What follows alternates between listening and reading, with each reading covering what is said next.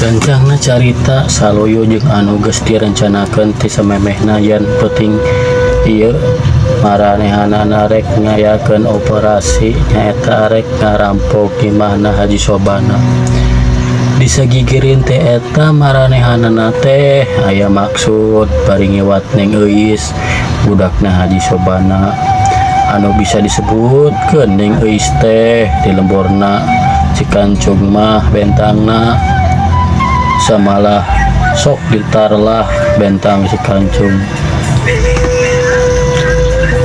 Ari Haji Sobana teh nyaeta jalema anu pangjugalana di lembur Cikancung mah.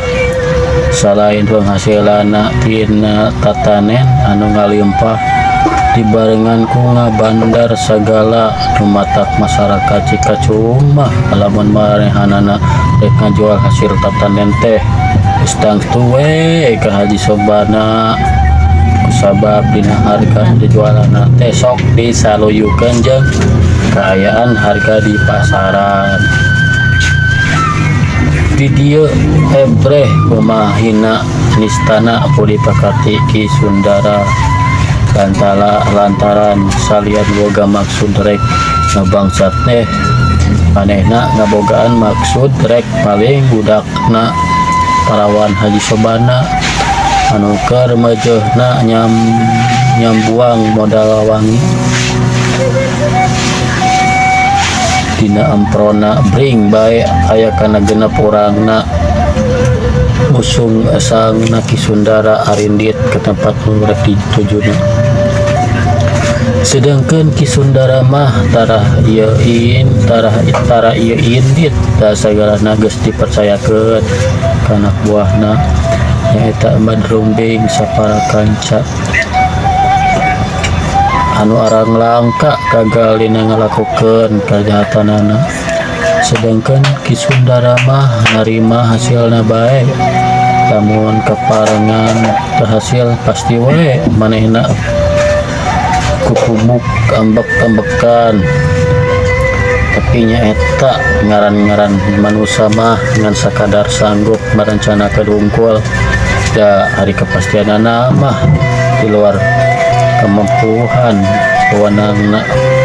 Boh Ki Sundara boh anak buahna sama sekali teu nyahoan yen di lembur Cikancung teh hiji jayaka anu geus kasipuh ku ilmu pangaweruh anu taya lain ngaranna teh Santana.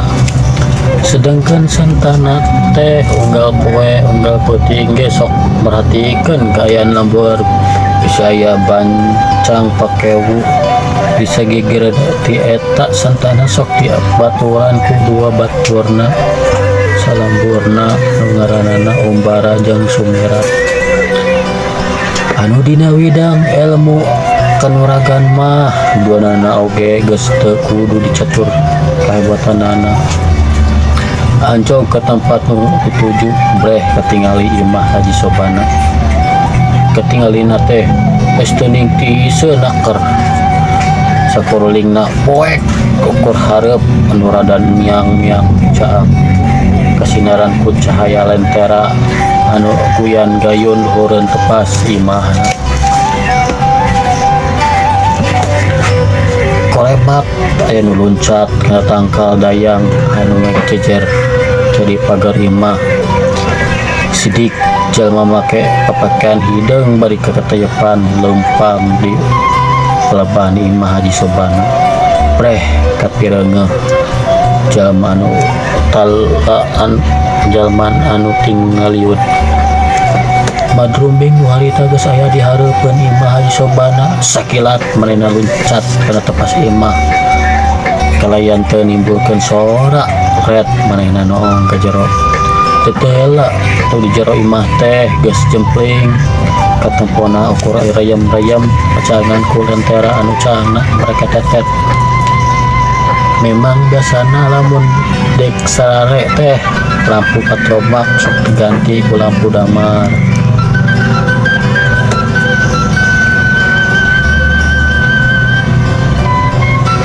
Jelang Madrumbing turun deui di tepas bari ngabejaan ka Sarkawi. Ditah nyokel jendela anu di titah teh hece balake.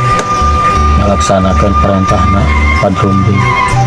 Sedangkan jalma anu tadi anu make baju sing sarwa hideung anu taya lain sumirat ngegentak balik deui rek kawejaan santana katutum barang. Saenggeus narima laporan ti sumirat mah maranehanana ngagentak harindit muru imah Haji Sobana.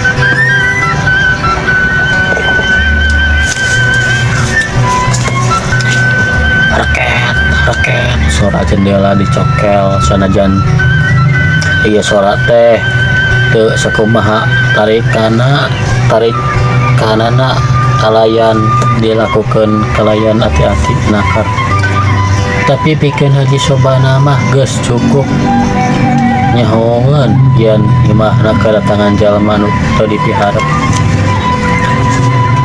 Haji Sobana ngagentak kudang bari ngadedengi ke suara anu pating raket geus pugumah yen imahna kedatangan sema anu dipiharep. Buru-buru manehna ngageuingkeun pamajikanna jeung Neng Euis. Kumaha atuh abahna? Cek Ambu Samsiah bari raraina sepak awakna ngadarek-dek. Set. Tong ribut we, ribut di gua. Tembal Haji Sobana. Hari Neng Euis anu ditatadi awakna ngalapar dituntun ku Ambu Samsiah rek dibawa nyumput ka goa. Tapi karek ge ngalengkah Madrumbing sapara kanca geus blas-blus sarasuk ka jero imah. Bari ngabar-ngabar bedogna. Tau ribut sia. Haji lamun anjeun hayang salamat tuluhkah di mana duit jeung perhiasan di tendena, cek Madrumbing bari ngancam. Sedangkan Haji Sobana anu kasih imah manehna teu nyarita malah awakna ngadeg-deg panon bolotot. Ngomong sia, di mana duit jeung perhiasan di tendena? Kituna teh samleh baju Haji Sobana bari dijewang. Kusabab Haji Sobana teu nyarita bae jebrod pipina ditonjok. Aduh, Haji Sobana nepi ka ngurumpuy. Tuduhkeun sia.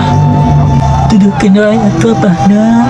Cek Ambu Samsiah manehna mah pilih masrahkeun hartana ketimbang nyawana kaancam. Tah budak teh bawa. Cek Madrumbing mitah kasih dasim. Teu leleda Neng Euis dicarak kidasim. Neng Euis kontan paceak bari teterenjel hayang leupas. Teu loba pamulah sarkawi ngabeungkeut baham jeung leungeun Neng Euis supaya ulah bisaeun kekoceakan jeung teterenjel. Ayo sia, tuduhkeun di mana di tendana harta anjeun Haji? Cek Madrumbing. Mangga. Tembal Haji Sobana bari ngagoloyo ka kamarna kituna teh bari dituturkan ku Madrumbing. Trek kunci lemari dibuka agamang leungeun ki Haji Sobana narogoh peti detik di jero lemari. Geus kitu mah eta peti teh diasungkeun ke Madrumbing. Kura giru Madrumbing muka kotak ari breh teh manehna ulang